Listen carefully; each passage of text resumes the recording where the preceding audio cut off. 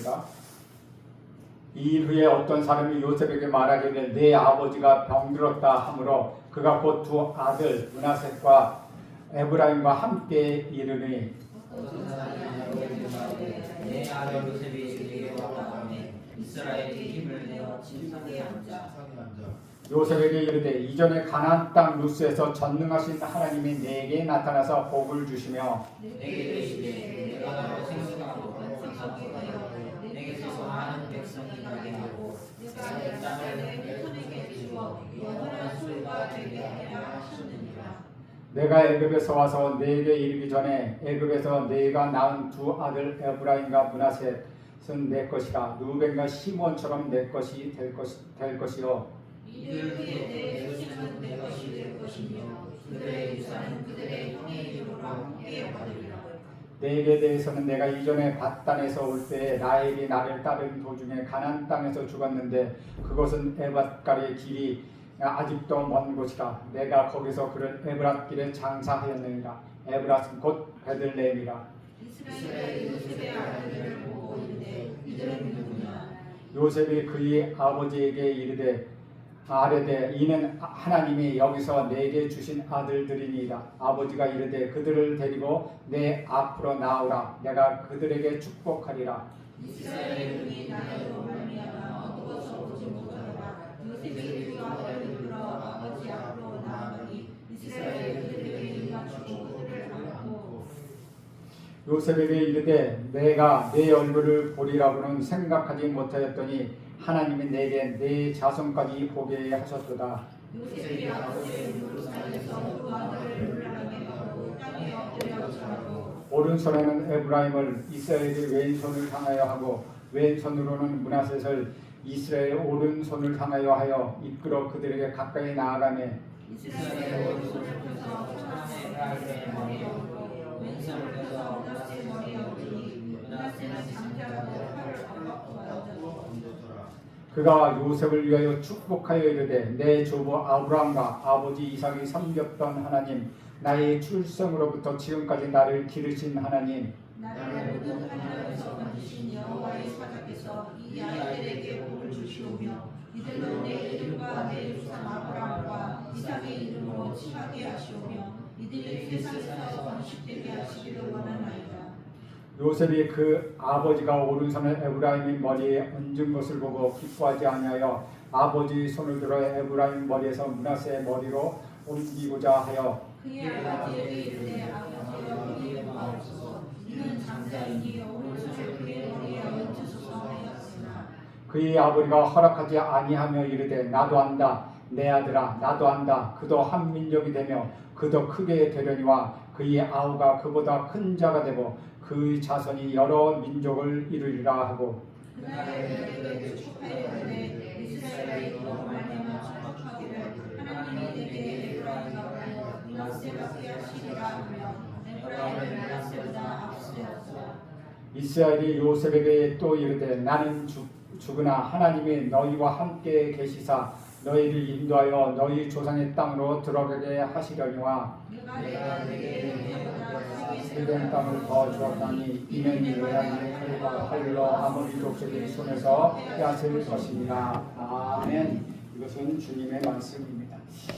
오늘 우리가 보는 말씀은 여러분이 잘 아는 것처럼 요셉이 두 아들이 있었는데 그 두 아들을 야곱이 자기의 아들로 입양하는 순간을 보고 있습니다. 그러므로 인하여 요셉의 두 아들이 한 집밭이기 때문에 인하여 이스라엘에는 12지파를 이루는 하나님이 함께 하신 것을 볼 수 있습니다. 야곱의 인생을 두 가지로 설명할 수 있습니다. 첫째는 나의 인생은 나그네의 삶이었다는 것입니다. 인생은 나그네입니다. 떠돌이요 순례자입니다. 여러분 왜 사람이 험해질까요? 이 세상을 영원한 것으로 착각하기 때문입니다. 둘째, 야곱은 자기 인생을 험악한 인생이라고 표현하고 있습니다. 그는 산전수전을 다 겪었습니다. 몹쓸 경험을 너무 많이 한 것입니다. 죽음에서 살아난 것입니다. 그러면 나그네였고 험악한 인생을 살았던 야곱에게 남은 것은 무엇입니까? 죽음 앞에서 인생을 정리하면서 그에게 남은 것은 하나님의 약속뿐이었다는 것이죠. 그에게 결국 남게 된 것은 하나님의 신실함이었다는 것입니다. 나는 자격이 없지만 그분은 나를 버리지 아니하시고 내가 허물과 실수가 크지만 나를 포기하지 아니하시고 내가 무능한 노인이 되었어도 하나님은 나를 믿음의 조상으로 축복해 주셨다는 것입니다. 사랑하는 여러분, 여러분이 붙들 것은 하나님의 약속이기를 간절히 바랍니다. 하나님의 신실함, 하나님의 영원하심, 하나님의 완전하심을 믿으십시오. 하나님은 변하지 않습니다. 하나님은 약속하셨고 그 약속을 반드시 성취하십니다. 하나님은 야곱을 신비로운 섭리 가운데 인도하셨습니다. 고난에는 섭리가 있습니다. 또한 고난에는 하나님의 비밀이 있습니다. 야곱이 또 한 가지 깨달은 것은 하나님의 인도하심이었습니다. 야곱의 인생을 살펴보면 하나님의 인도하심이 있었습니다. 저는 여러분 인생에도 하나님의 인도하심이 있기를 간절히 바랍니다. 여러분 잘 살펴보십시오. 모든 것이 하나님의 인도하심이고 하나님의 섭리였다는 것입니다. 인도하심은 채우심으로 나타납니다. 하나님은 여러분의 필요를 채워주십니다. 여러분의 쓸 것과 먹고 마실 것을 풍성하게 채워주시는 그런 하나님이십니다. 인생의 최후를 어디에 걸어야 하는지 배우십시오. 하나님의 말씀에 거는 것입니다. 하나님의 약속의 말씀, 축복의 말씀에 인생을 거십시오. 주변 환경에 여러분의 인생을 걸지 마십시오. 환경이 좋으면 복을 받겠다고 생각하고 환경이 나쁘면 복을 받지 못한다고 생각하는 것은 성경적이지 않다는 것입니다. 그것은 세상 사람들이 생각하는 것입니다.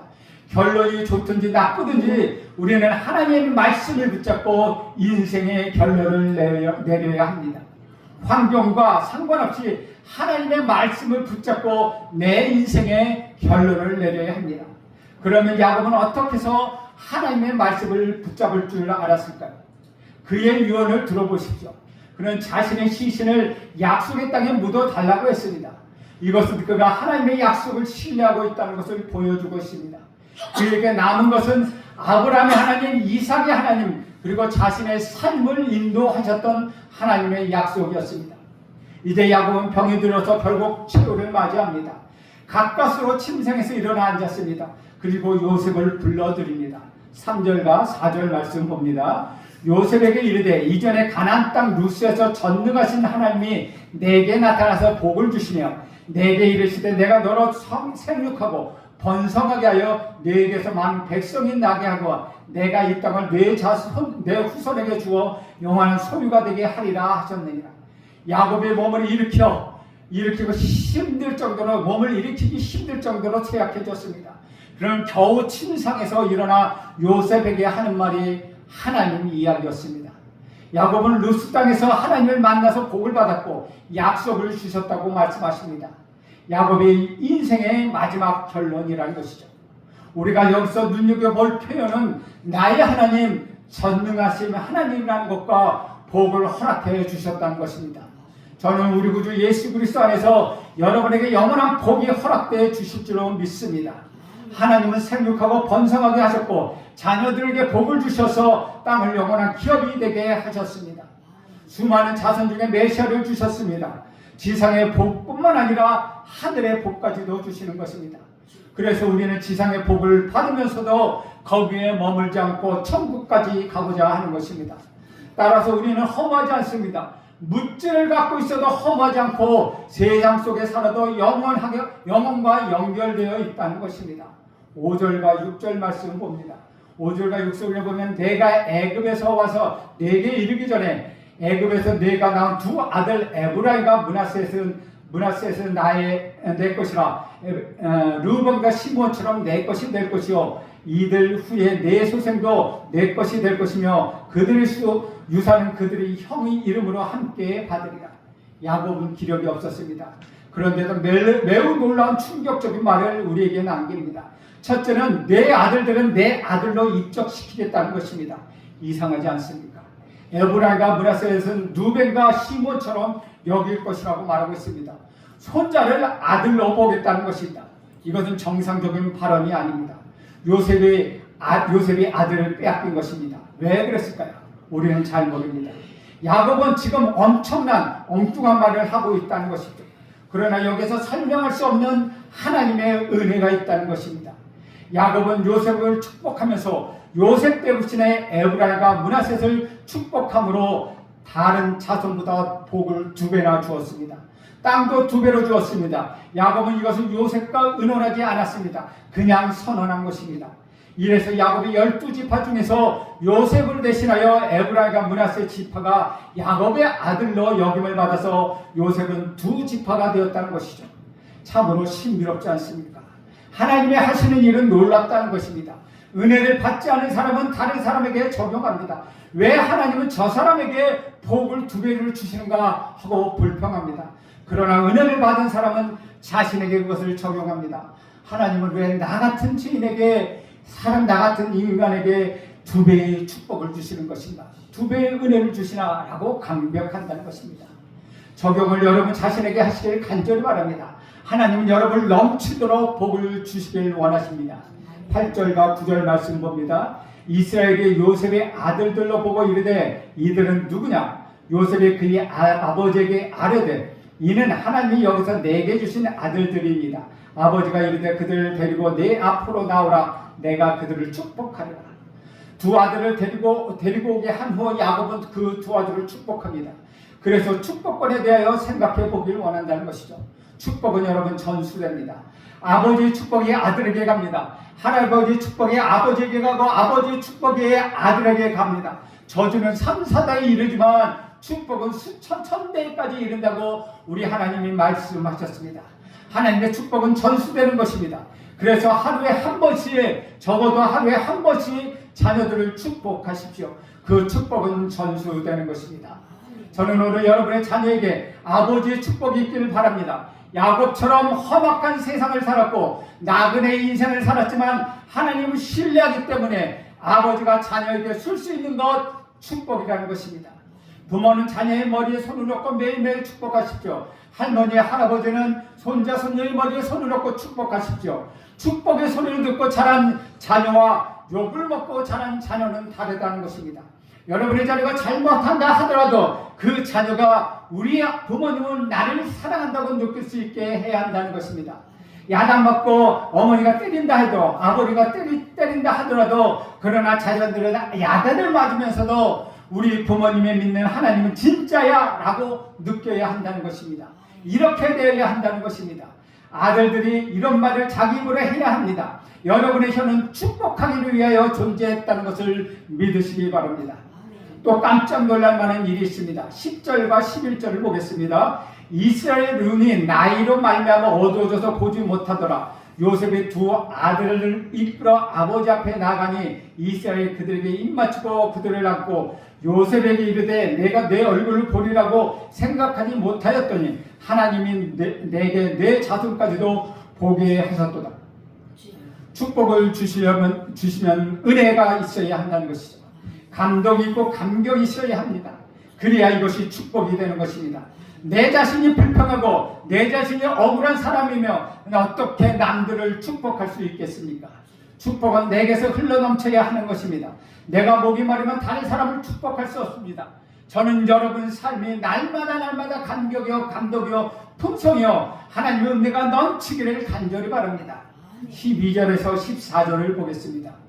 요셉이 아버지의 무릎 사이에서 2 아들을 물러나게 하고 땅에 엎드려 절하고 오른손으로는 에브라임을 이스라엘의 왼손을 향하게 하고 왼손으로는 므낫셋을 이스라엘의 오른손을 향하게 하여 이끌어 그들에게 가까이 나가며 이스라엘이 오른손을 펴서 차남 에브라임의 머리에 얹고 왼손을 펴서 므낫셋 머리에 얹으니 므낫셋은 장자더라. 팔을 엇바꾸어 얹었더라. 얼마나 아름다운 그림입니까? 요셉의 아들들이 야곱의 무릎 사이에 있었습니다. 그리고는 야곱의 왼편에 차남이 에브라임이 오게 하고 야곱의 오른편에는 장남이 므낫세가 오게 하였습니다. 구약에서 오른손은 큰 축복을 의미합니다. 그런데 갑자기 야곱이 손을 바꾸었습니다. 차남이 에브라임에게 오른손을 얹었고 장자인 므낫세에게 왼손을 얹었습니다. 그렇게 축복을 했습니다. 그런데 요셉이 얼마나 놀랐겠습니까? 하나님은 요셉을 2번 놀라게 하셨습니다. 내 아들이 내 아들이라고 하면 놀라게 하셨고 축복을 어긋나게 해서 놀라게 하십니다. 여기에 비밀이 있다는 것이죠. 야곱은 손이 바뀐 것을 모른 척 축복을 하기 시작합니다.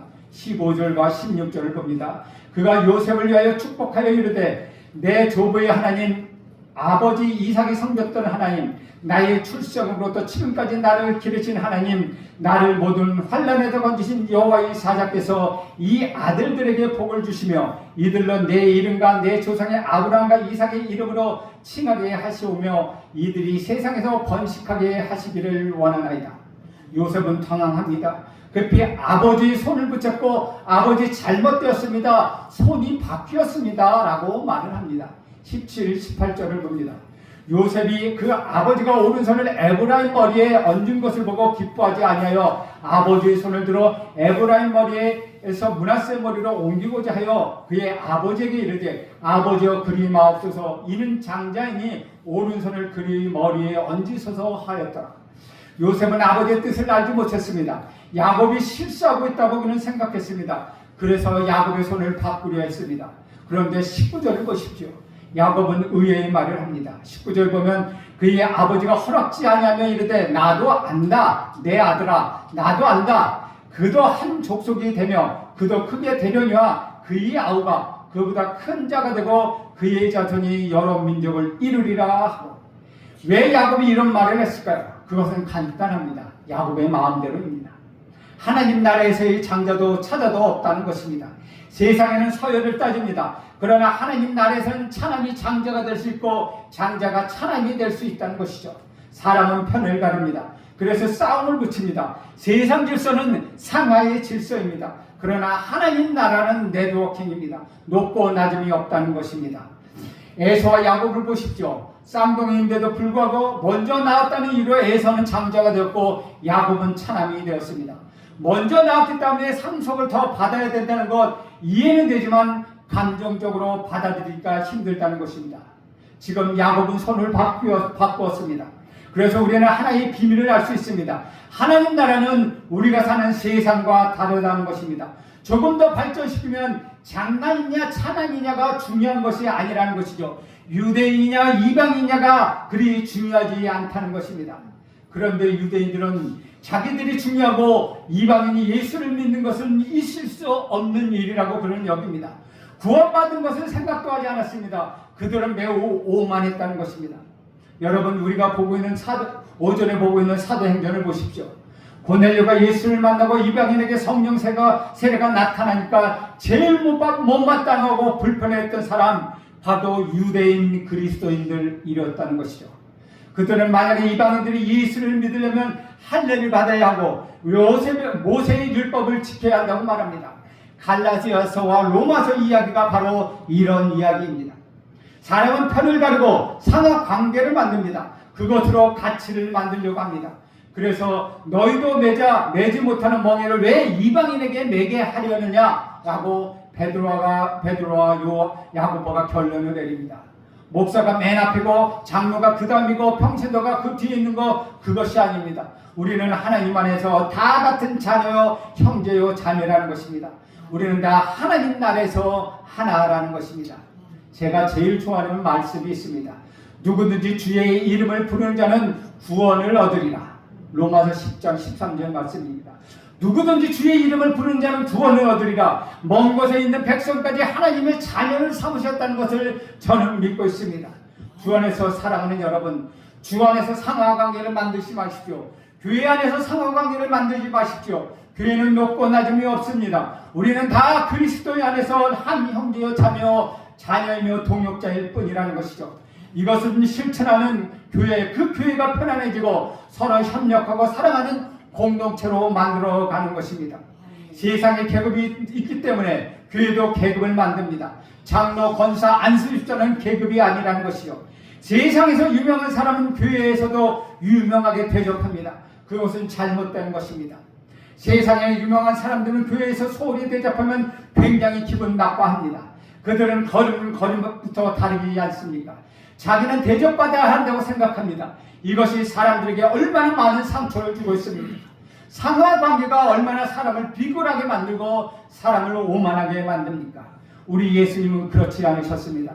그분은 하나님의 아들이셨지만 인간의 몸을 입고 사람으로 오셨고 죽기까지 순종하셨습니다. 우리는 가난한 자, 병든 자, 세상에서 힘은 없는 사람들과 함께 있어야 합니다. 그것이 바로 교회의 공동체입니다. 사랑하는 여러분, 오늘 하루를 멋지게 사십시오. 오늘 하루를 기쁘게 사십시오. 사람을 섬기며 사십시오. 자녀를 축복하며 사십시오. 이것이 바로 하나님 나라입니다. 이제 야곱이 요셉에게 이르는 마지막 날입니다. 21절을 보겠습니다. 이스라엘이 요셉에게 또 이르되 나는 죽으나 하나님이 너희와 함께 계시사 너희를 인도하여 너희 조상의 땅으로 돌아가게 하시려나. 한글 번역에는 번역되어 있지만 없지만 그 앞에 보면은 보라라는 의미를 가지고 있는 감탄사가 기록되어 있습니다. 요셉의 주의를 집중시키기 위하여 야곱이 사용했단 말입니다. 그에 따라 야곱이 한 말을 다시 해석해 보면 이렇습니다. 보라 요셉아, 나는 곧 죽는다. 하지만 하나님은 너희와 함께 계실 것이다. 그리고 반드시 너희를 조상의 땅으로 돌아가게 하실 것이다. 죽음의 그림자가 야곱을 엄습해오는 상황이었습니다. 하지만 그럼에도 불구하고 야곱은 그 와중에서도 하나님의 자녀들과 함께 하실 것이며 약속하신 대로 그들을 반드시 조상의 땅으로 돌아가게 하실 것이라고 그는 확신하고 있었습니다. 그는 하나님을 믿었기 때문이라는 것이죠. 또 하나님을 믿었기 때문에 이처럼 죽음 앞에서도 그는 담대할 수 있었다는 것입니다. 하나님을 믿는 사람에게 있어서 죽음은 끝이 아닙니다. 오히려 천국으로 향하는 관문입니다. 이 세상에 살다가 하나님 나라로 이사가는 것입니다. 그러기에 죽음은 저와 여러분에게 펼쳐져 있는 새로운 인생의 시작입니다. 죽음 앞에서 결코 두려워하지 마십시오. 담대하십시오. 하나님이 여러분과 함께 하십니다. 오늘 저와 여러분에게 하나님께서 새날을 주셨습니다. 하지만 우리 육신은 새로워지기는커녕 오히려 점점 더 약해져 가고만 있습니다. 더 나아가서 오늘이란 이 시점은 점점 우리에게 죽음과도 같은 고통으로 다가가게 합니다. 하지만 그 상황 속에서도 하나님에 대한 믿음과 하나님 향한 시선을 잃지 않는다면, 그리고 하나님을 의지하여 그 한계를 뛰어넘게 될 것입니다. 하나님의 뜻을 분별하고 행동함으로 오히려 하나님께 쓰임받는 은총을 누리게 될 것입니다. 나를 만나주신 하나님을 나의 하나님으로 더욱 확실하게 될 것입니다. 하나님 이름으로 자손을 축복하는 하나님의 통로로 쓰임받는 그러한 은혜를 누리게 될 것입니다. 사랑하는 여러분, 이 사실을 꼭 기억하십시오. 그리하면 하나님께서 원하시는 삶, 하나님의 뜻을 행하는 거룩한 삶이 이어져 여러분 모두가 축복의 통로가 될 것입니다.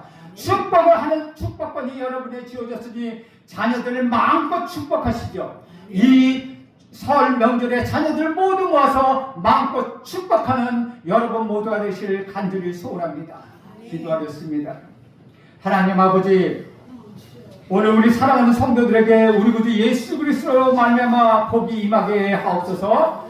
우리에게 임하게 하시옵소서. 그리고 열등감과 오만과 자존감과 상처가 다 사라지게 하옵소서. 예수 그리스도의 온전한 자녀로 태어나게 하옵소서. 온 자녀를 무조건 축복하는 축복권을 허락하셨으니 그 축복하며 사는 우리 모두가 되게 하옵소서. 예수님의 이름으로 기도합니다. 아멘.